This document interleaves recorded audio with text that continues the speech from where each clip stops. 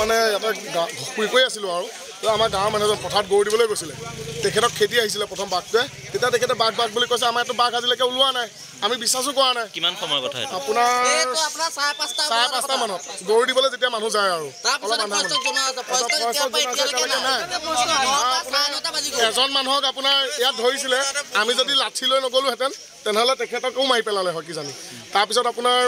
বাঘটো তেতিয়া দেখিছোঁ ইমানটোমান হ'ব ওখ তাৰপিছত আপোনাৰ বহুত মস্ত মানে বাঘ প্ৰকাণ্ড একদম তাৰপিছত আপোনাৰ সেইকণৰ মানুহজনক আপোনাক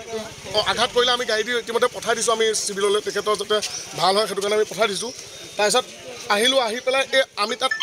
মানুহজনক হেৰি কৰিহে আছিলোঁ তেতিয়া আহি পেলাই তেখেতক মাৰিয়ে পেলালেহি আহি বাঘটোৱে ফৰেষ্টক খবৰ দিয়া হৈছে ৰাতিপুৱাৰ পৰা খবৰ দিয়া হৈছে এতিয়ালৈকে ফৰেষ্টৰ নাই পুলিচ নাই কোনো প্ৰশাসনৰ ব্যৱস্থা নাই ইয়াত কিন্তু বেলেগ ভুল থাকিব পাৰে ইয়াত এইবিলাক কৰিবই নোৱাৰে বেলেগখিনি কৰিব পাৰে ইয়াত এইবিলাক কৰিবই নোৱাৰে ইয়াতে খালি টকা খাব পাৰিব